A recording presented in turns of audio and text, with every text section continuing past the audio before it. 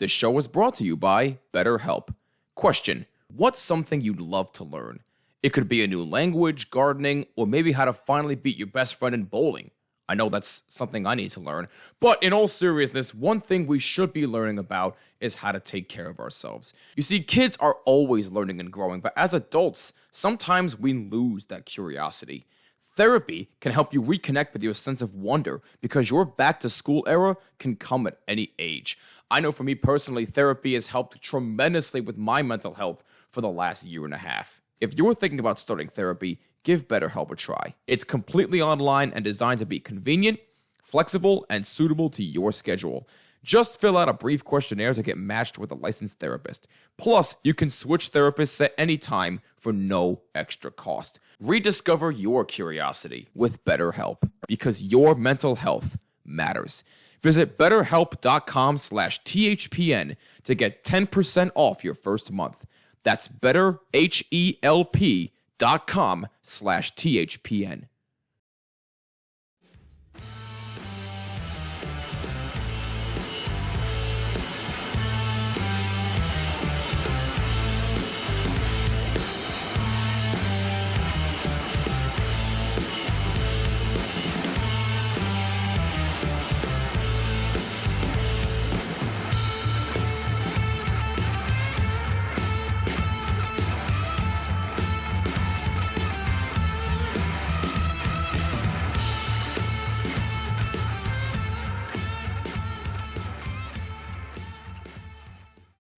Ladies and gentlemen, Ranger fans alike, the season is here.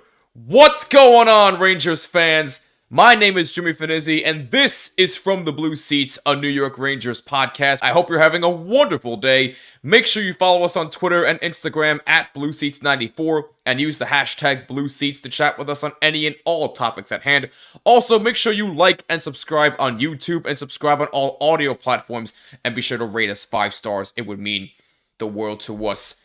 The season is here, folks, and words cannot even begin to describe my happiness that hockey is back. We have had a bunch of great looks from a lot of young kids this preseason, but the time has come to buckle up and get ready for an 82-game regular season.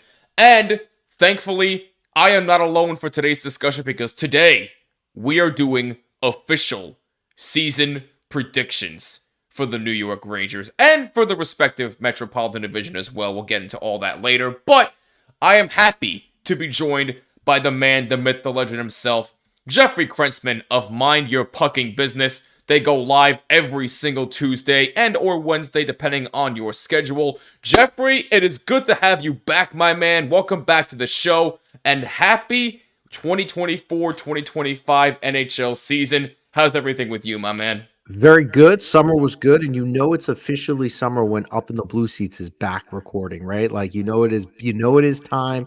By the way, before we even talk Rangers, I have a funny story for you about your podcast.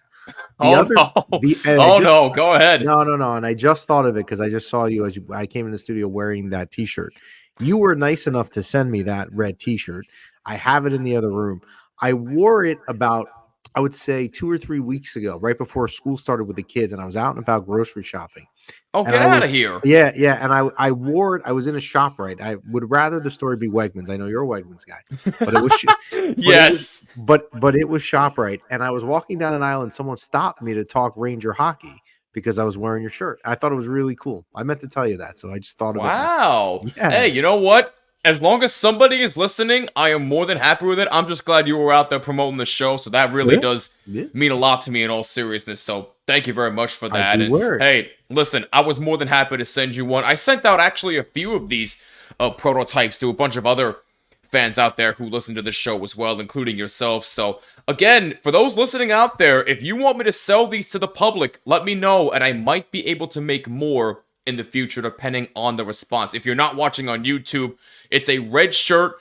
The title of the shirt is blue. We got the Statue of Liberty logo with the hockey stick on the bottom, and at the bottom, the white text says New York Rangers Podcast. That's for those listening on the audio side. But if you want me to sell those shirts to the public, let me know, and I might be able to make some magic happen. But with that being said, Jeffrey, it is time to get some season predictions in for the 24-25 season. Now, this is a season where a lot is happening, if you really think about it.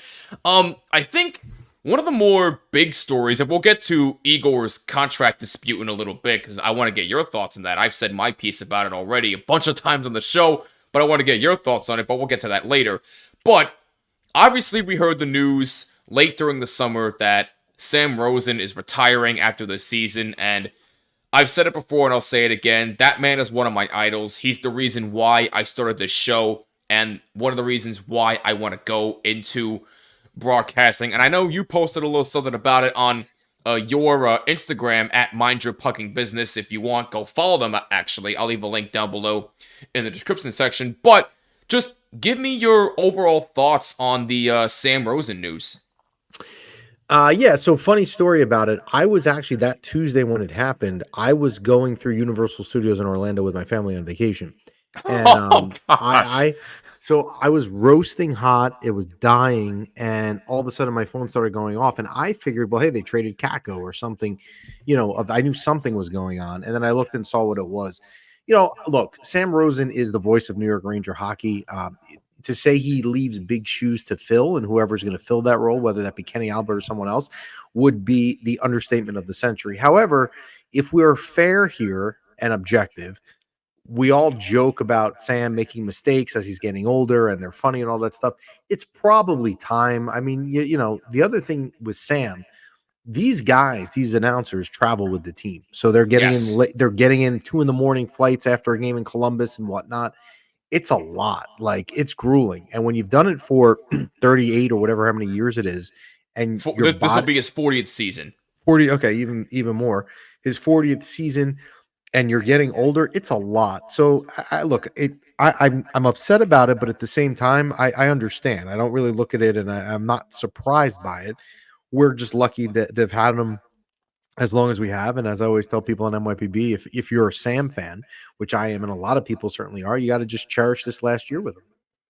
Yeah, no, you're 100% right. And, I think you said it best on your recap on the Instagram story that he pretty much is the only voice of the Rangers that most fans, my age at least, know. No, most of us didn't grow up in the 30s and 40s to hear those guys, obviously. And we also have Kenny Albert on the radio. He's fantastic. I'm pretty sure that he's going to take over the role in the 25-26 season. Then we'll probably have Don LaGreca on the radio side for ESPN New York. But again, I can't really predict anything. But regardless, he's pretty much the voice. He's been there for a ton of great memories, including the 94 championship. And I just really, really hope and pray to the hockey gods above that the Rangers can do it one more time for him this season and send him out on a high note. But we'll talk more about that once we get to our season predictions.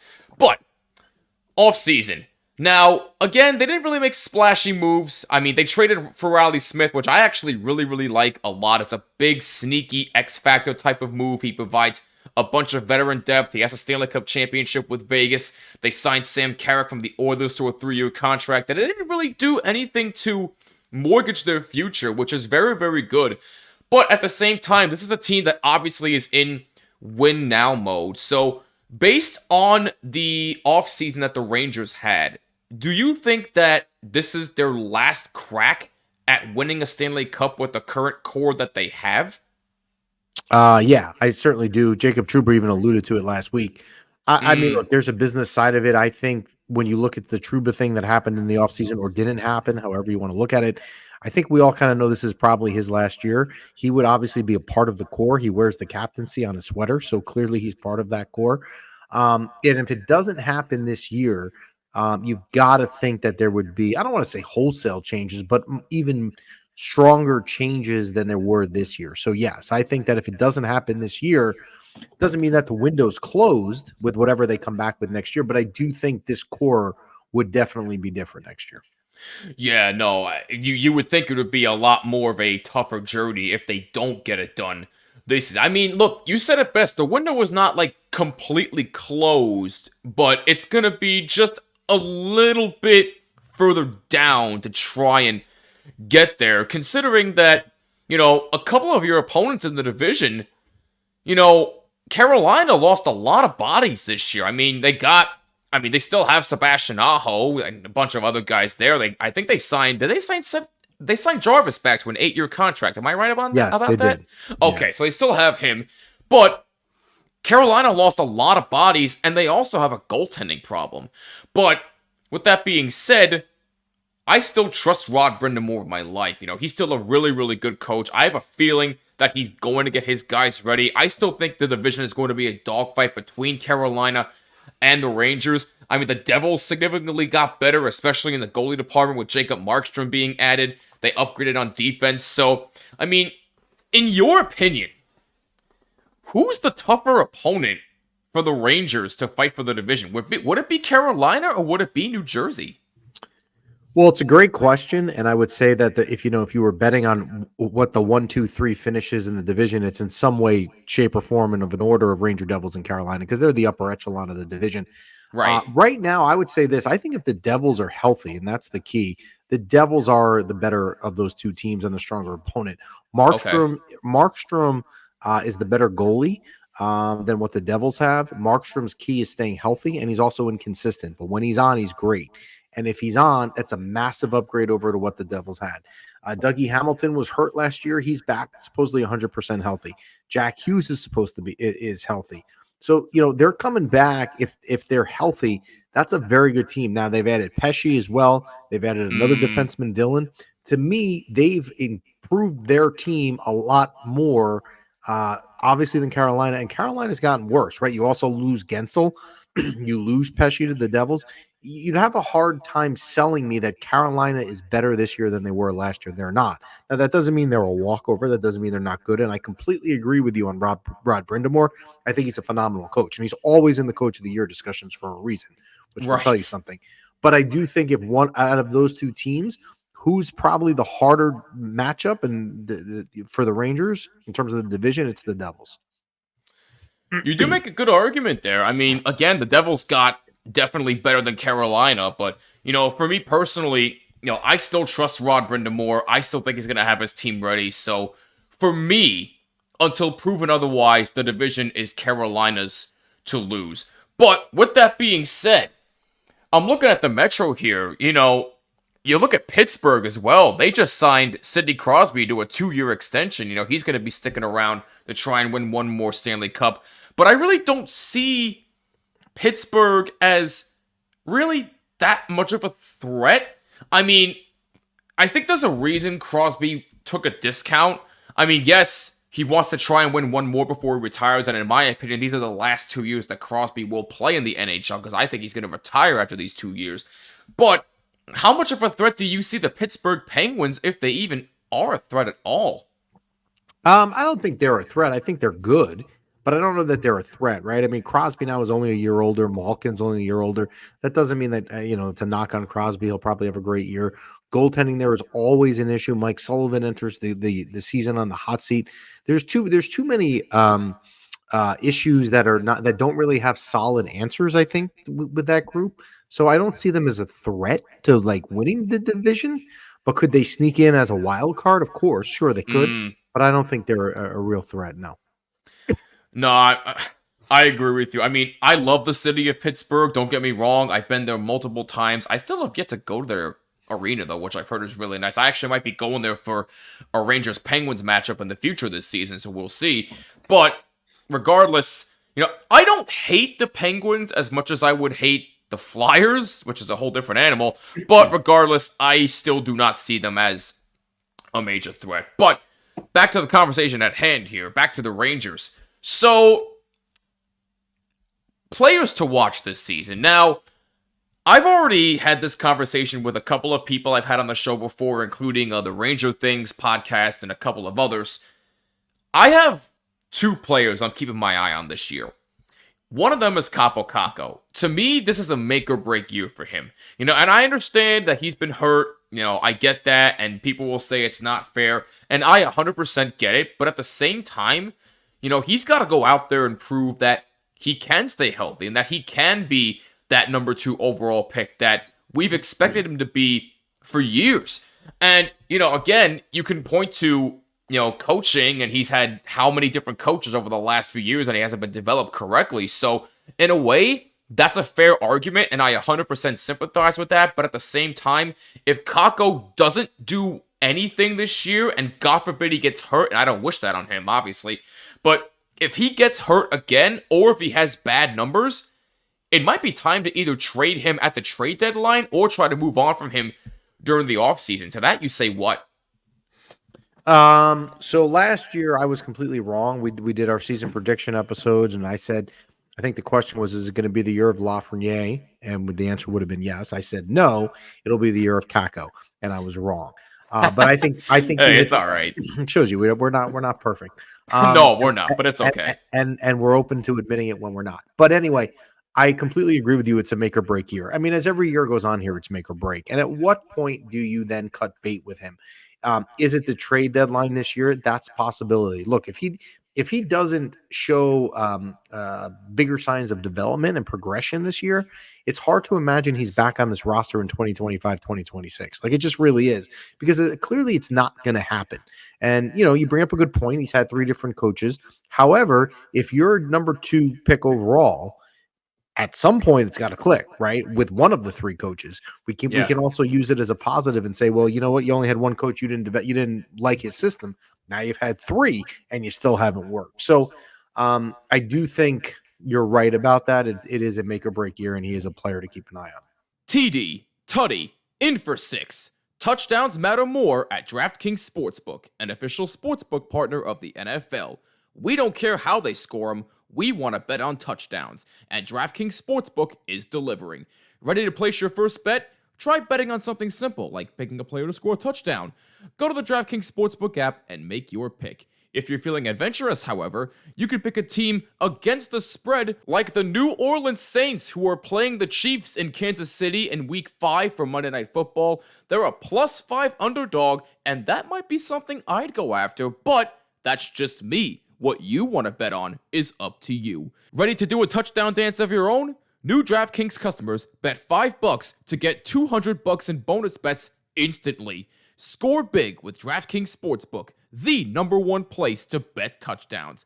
Download the DraftKings Sportsbook app and use code THPN. That's code THPN for new customers to get $200 in bonus bets when you bet just $5. Only on DraftKings Sportsbook. The crown is yours. Gambling problem? Call 1-800-GAMBLER. In New York, call 877-8-HOPENY or text HOPENY 467-369. In Connecticut, help is available for problem gambling. Call 888-789-7777 or visit ccpg.org. Please play responsibly. On behalf of Boot Hill Casino and Resort in Kansas, 21 and over. Age and eligibility varies by jurisdiction. Void in New Hampshire, Oregon, and Ontario. Bonus bets expire 168 hours after issuance. For additional terms and responsible gaming resources, see dkng.co/ftball. My other one is Jacob Trouba, because of all of the crap that was surrounding him in the offseason with the rumors about him being traded, people going after his family because he didn't want to leave because of his wife with the hospital thing. And look, again, you go after somebody's family, that doesn't sit right with me. That's an absolute problem. You can say what you want about his on-ice play, but you don't go after somebody's family like that. That's a huge no-no for me. But I will say this. I'm not going to say that Jacob Trouba is going to be an all-star this year, but I do think that he is going to go out there and go on a revenge tour. I think that he is going to have a much better season than last year. Again, say what you want, but I actually think that he's been a much better leader than most people give him credit for, despite his poor numbers last season. But even still, I think Jacob Trouba's got something to prove, and I think he's going to go out there and prove a lot of people wrong this season. What do you think about that? Well, I think if we're going to look at it last year, I mean, really the only way to go is up, right? I mean, he did not have a good year and he was injured. He's now had time to recruit what was, an ankle injury. He's playing knowing that there is a very good chance that he's going to be either moved in the offseason. He's going to have someone take his contract if he wants to play next year. So he's got to be incredibly motivated, and he is healthy going into the year, healthy, and he's probably going to be called on less, and he might be the third pair defenseman. Like, he's not going to have the role he had 5 years ago. If I put all of that together with the fact that he did not have a good year last year, it's a lot easy for him to pass that and have a better year. So I agree with you. I think he'll have a better year. if he doesn't have a better year, I will tell you that's a major sign. Like, I mean, that would be the sort of thing that if you're Chris Drury, you're looking in the offseason saying, man, I've got to move him, and I'm going to have trouble moving him because the other 31 GMs in the league also the year that he just had. So he is definitely someone to keep an eye on this year. Yeah, and he also has an $8 million cap hit as we speak for the Rangers, so it would be tough to move him regardless. But who would be your player or players to watch this season? Those are my two, Kakko and Trouba. What about you? Well, I would say Riley Smith right off the top. Okay. I think, what he's being called to do, to be the guy that's going to play with Mika and Kreider, you're filling a role. I think he's the 30th player or 29th player to play in that spot. Yes. So, maybe he's the one of 30 that's going to work. I'm not sure that I would believe that. I wouldn't bet my house on it, but I would love to be wrong. But I think it's interesting to see that if he doesn't fit there, where does he go? And then who in turn goes up and plays on that line. So Riley Smith to me is a player to watch. If you want me to name another one, I would say on the back end, I would say Keandre Miller. And I'll tell you why. Yes. Keandre Miller did not have the best defensive season last year. And, what happened is Keandre's trajectory the last couple of years was a constant going up, right? And then last year, let's be honest, it didn't go up. It went back down. So it's going to be very interesting with him to see the type of year he has, particularly in the defensive zone. So Keandre Miller would be another player that I will be keeping an eye on. I 100% co-sign with that. I love Keandre Miller, but, some people would say that, Trouba has had an effect on the way he played. I say nonsense to that. One player should not have a direct impact on how another player should play. They got to figure that out on their own, and it's up to coaching to try and figure that out to develop them as well. So I agree with you. Keandre Miller is definitely one to watch out for there. Now, let's talk about Igor for a second, shall we? Now, I'm not going to regurgitate what I've said over and over and over again about the Igor contract thing. Apparently now the rumors are saying that he wants $12 million a year. I said it before and I'll say it again. I would not give him that money. A, because of the cap hit for Jacob Trouba. And B, with the load that he's been carrying for the Rangers for the past few seasons, I'm worried that there's going to be another Hank situation all over again in which he carries the team on his back every single year and the team does not help him come postseason time. I'm starting to see that same pattern and I'm afraid it's going to get worse if you do decide to give him that long-term extension.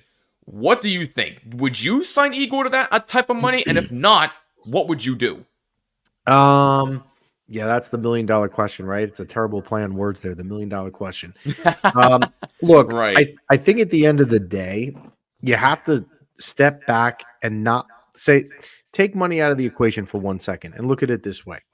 You have the most important position in hockey to win at is goaltending. And I understand the counter argument is, well, hey, Vegas won with, Aiden Hill. There's some mid-level, Edmonton almost won the cup with a goalie you never heard of. I'm not buying it. If I can have a very good goalie, I'm going to take it. Then I also look at it and say, not only is he one of the best goalie, he's a Vezina winning goalie. And we saw him almost, I want to say single-handedly because that's an exaggeration, but he did carry the Rangers to getting to game 6 of the Eastern Conference Final. Yes, he did. To me, here you are in one of the biggest markets in the world, an Original Six franchise. You have the best player in the most important position. You cannot let him go. Now, does that mean you turn around and you say, hey, here's a blank check, do what you want to do with it? No, you can't do that because this is a salary cap sport. And the Rangers have to sign Lafreniere and other people coming down the pipeline. There are contract issues, yes. Right? I look at it like this. And the Rangers hold everything so tight to their vest that you don't know anything what's going on, right? But I have to believe that Drury knows you cannot let a player like this walk, right? It's not like you have someone in the farm system. Dylan Garand is not going to be your answer. Louis Domingue's not going to be your answer. Jonathan Quick isn't even to be a discussion because he probably has a year or two left at most anyway. Right. So I think if I'm Igor, I want to be here. I have a chance to win. I have a chance to win in the greatest city in the world. I do think at the end of the day, they get it done, and Igor is not going to kill their cap in the process. I mean, it's a fair point you make, but, if it were up to me, again, $12 million a year for me is a bit much, only because another factor, too, is that you have a bunch of young players in the minors who could turn out to be potential stars who in the future you'd also have to pay. So if you do sign Igor to that money, God forbid, these kids come up and they turn out to be superstars and you don't have that money to pay them, that money is going to Igor. So I'm worried that this money, if you give him that, is going to somehow mortgage these kids' chances to come up here and prove that they belong in the NHL. That's my other worry here. Yeah, I see. I don't know who those players are though in the minors, and you also got to remember if you let Igor walk next year, you're then going to go into the next season where you have Lafreniere, Panarin, and all these guys with a goalie that's on. You've literally. I don't want to say this is your window right now to win, right? We actually had David Pignata from TSN in Canada on a couple weeks ago, and I asked him. I said, "Hey, what do you think the Rangers' window of opportunity is? How many years do you really think they have to win the cup?" And he had a great answer. I didn't even think of. He said, "Well, the window depends if Igor resigns." Right. If Igor leaves in a year, next year the window's not open or it's not as open. But if Igor's back, hey, you know what? The window remains open. So I think he will be back. I just have a hard time thinking he would want to leave. I have a hard time believing Chris Jury is going to want to let him leave. But to your point, Jimmy, I'm not giving him a blank check either because at some point there is a hard stop. Exactly. That's exactly my point. Now, look, do I want him to stay? Absolutely yes. I would love nothing more than for Igor to stay. Either way you slice it, he's probably going to get his money. But if it were up to me, if I were the GM, I would not give him $12 million a year. It's too much. I would mortgage my chance to win a Stanley Cup, and I would also mortgage the chance that the young kids get, like a Brennan Othman, like an Edstrom, and all those guys that want to come up here and prove that they're superstars, and they could possibly get whatever they want. But that discussion is over. Now it is time to officially predict what is going to happen for the New York Rangers this season. Now, I'll be honest here, I've been kind of back and forth with who's going to win the Metro because, again, like I said, Rod Brind'Amour, I still trust. He's still a fantastic coach, and despite Carolina losing a ton of bodies, until proven otherwise, I'm still picking Carolina to win the Metro, just solely because I trust Rod Brind'Amour to have his players ready. Sebastian Aho, I trust him to stay healthy. Yes, their goaltending is a big question mark with Freddie Anderson and Kochetkov and those guys, but it's still Carolina's division to lose until proven otherwise. I would love nothing more to be proven wrong about that, and if I am, I'll be very, very happy about it. But until that time comes, I'm still picking Carolina to win the Metro. I do, however, have the Rangers finishing right behind them in second place. They're going to make the playoffs this year. There's no doubt in my mind about that. They're going to win probably close to 50 games this season. They're going to be in second place, in my opinion, in the Metro. And then in third, this might come as a bit of a surprise, but I actually have New Jersey in third. I think New Jersey is going to be a playoff team this year. With the additions they have of Brett Pesce, Brendan Dillon, Jacob Markstrom coming to the fold, I think New Jersey's going to be in that fight as well, but I think they will finish third in the Metro. And then for my wildcard team, I have Pittsburgh sneaking in. I have Washington on the outside. I have Philly on the outside, and obviously Columbus on the outside. So my top three in the Metro are Carolina winning the Metro. I have the Rangers in second, and the Devils finishing third, with Pittsburgh as my wildcard in the Metro. Jeff, what about you? So I think the Rangers have a little bit of an advantage this year that this division is not as good as it has been. Again, I think 1, 2, 3. I'm not sure the order, but I'll pick it in a minute. Is the Rangers, Devils, and Carolina. Carolina got worse. The Rangers won the division when Carolina was a better team, so it's hard for me to put Carolina above the Rangers. So I have the Rangers above Carolina. Do I have them above the Devils? Also, probably. I think Peter Laviolette's a better coach than Sheldon Keefe. I still think there's question marks in New Jersey, although there's way less question marks than last year. Right. I would have the Rangers at 1. I would have the Devils at 2, and I would have Carolina at 3. And then the rest of the division, look, the Islanders. as always, need to improve scoring, and they went out and got Anthony Duclair. That's not the answer. Like Anthony Duclair helps, but he's not. But Yeah, I forgot to mention the Islanders as well. I apologize, but I also have the Islanders just on the outside, so that's my bad. I apologize. Yeah, But go ahead, Jeff. I think I don't think the Islanders are there. I think Philly takes a step back. I think John Tortorella literally squeezed every inch possible out of that team last year. And if you follow Torts, when he does that, the next year is usually not as good. So I think Philly kind of regresses a little bit. Columbus is obviously a terrible situation, but at the same time, they're not that much better. I think Washington is better. I would have Washington at 4. So I would have the Rangers 1, Devils 2, Carolina 3, Washington 4, Islanders 5, Flyers 6, Pittsburgh 7, actually. I think Pittsburgh takes a step back, and then Columbus 8.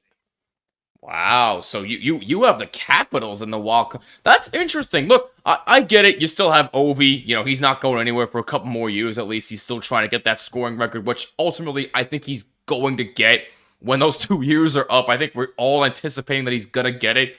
But Washington's an interesting one to me because TJ Oshie's going to be out for a while to start the year. You know, that's a big body that you're losing. And look, Charlie Lindgren is a good goalie, but other than that, who is this Capitals roster? Like, they're old. They have no other names on there or really nothing to write home about. I mean, I get you still have Backstrom to an extent, but he can't stay healthy right now. So, well, I think they also, I mean, they added Pierre-Luc Dubois, which I think helps. And I do That's think true. I do like their coach Spencer Carberry, and he was a first-year coach, and I think you know you're going to see improvement with any coach. I mean, he did pretty well in the first year, right? I don't think he was expected to make the playoffs. Now, granted, the Rangers dispatched them in 4 games, but he got them there. So I think, and again, I don't love this division right now. I don't think it's that great, and the Capitals are going to play all these division teams 4 times. So I think that 4 spot, once you get away from the Rangers, Devils, and Carolina, I mean, I'm not sure. I think there's a drop off between 3 and 4. I think you're going to see that. You might see it. It might be so severe a drop off that the 2 wild card teams could come out of the Atlantic. I mean, that's the other possibility, where the Metro could just get those 3 slots at 1, 2, and 3, and both wild cards could come from the Atlantic. That's interesting that you bring that up, actually, in the Atlantic Division, because you look at it, you know, Florida's the defending Stanley Cup champion. Nobody's touching them. It's going to be them and Boston fighting for the Atlantic Division. I ultimately have Boston winning the division, but Toronto's obviously going to be right there. Austin Matthews is the new captain. You know, Tampa Bay, you know, they lost Stamkos. I don't like what they did to him, but Victor Hedman's the new captain. They have Jake Gensel, so you expect them to be at least in a wild card spot. Detroit's going to be up there, even though I don't really expect them to do all that much. And then, obviously, you look at Buffalo, Ottawa, and Montreal. I mean, I really don't expect much from any of those 3 teams at all. I mean, Ottawa was just a massive disappointment last year. I don't expect much from them either. But, you know, it is interesting. You know, I definitely could see, you know, Toronto definitely up there as a wild card team. Absolutely, you're right. Yeah, and I think Craig Berube comes in there, right? And he's a Stanley Cup winning coach. He's had a lot of success really wherever he's gone. And the other thing about you know Toronto is their talented roster. So that being said, if I'm Toronto, I mean I don't see why I'm not fighting for a playoff spot in that section.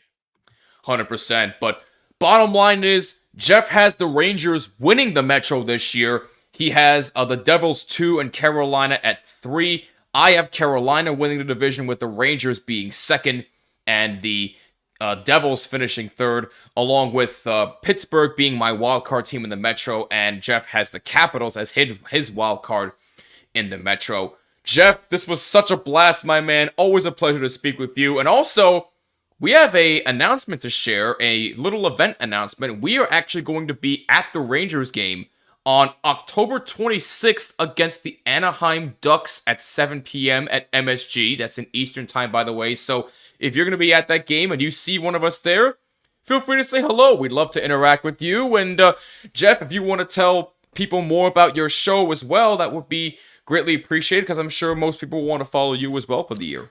Yeah, mind your fucking business. We tape usually, as you said, Tuesday or Wednesday. This week we happen to be on Thursday randomly, but you know that's all right. We're back to weekly shows. With the season being back, we'll have our prediction episode next week. We certainly welcome all Ranger fans, and you keep up the good work, Jimmy. Hey, I appreciate those kind words, my man. Thank you so much. Jeffrey Krentzman of Mind Your Pucking Business. Again, go follow those guys on all social media at Mind Your Pucking Business. I will leave a link down below in the description section to their YouTube channel as well. That is going to do it for us. Thank you so much for tuning in. If you enjoyed this content, make sure you hit that like button on YouTube and subscribe and hit that bell so you're notified of every single episode. Also, make sure you subscribe on all audio platforms and be sure to rate us 5 stars. It would mean the world to us. And also, let us know if you have the Rangers winning the Metro or if you have them finishing elsewhere in the division. And do you think they will be a playoff team? And do you think they will actually... I didn't even ask this yet. I'm so sorry I didn't even ask this. Do you think the Rangers can ultimately at least make the Stanley Cup final this year? Yes or no, Jeff? Well, the way I'm going to answer it, the way it's worded, can they? Yes, they can. Well, do you think they will is another question.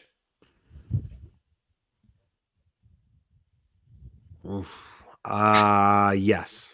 You think so? Wow, okay. I think they can get there. I think they're as good as they were last year. I think Florida's not as good as they were. Carolina's not as good as they were. Boston is older.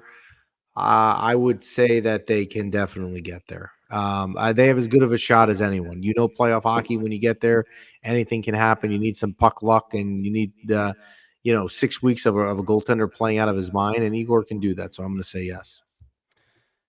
I actually agree with you. Yeah, I do think the Rangers have a legitimate chance to make the Cup final, and I think they're going to. Yeah, I think they have. I think this is one of their last chances this year to do it. And if there's any better year to do it, it's this year. Sam Rosen's retiring. This could be the last year with the core of Kreider, Zibanejad, and Panarin, depending on what happens with their contracts and all that stuff. So this could be the Rangers' last kick at the can, and I think they're going to do it. Now, who they're going to play in the final, I don't know yet. I'll have more detail on that as the season goes on, but I do think that ultimately the Rangers will end up being in the Stanley Cup final this season. Now that is going to do it for us. Again, thank you so much for tuning in, and one more reminder, we are sponsored by SeatGeek. SeatGeek is your #1 source for the best deals on sporting events, concerts, comedy shows, and more. Go to SeatGeek.com or download the SeatGeek app and use promo code BLUESEATS, all one word, BLUESEATS, for $20 off your first purchase. Alongside Jeffrey Krentzman, my name is Jimmy. This is from the Blue Seats, a New York Rangers podcast. Go Blue Shirts, and we'll catch you next time. Peace!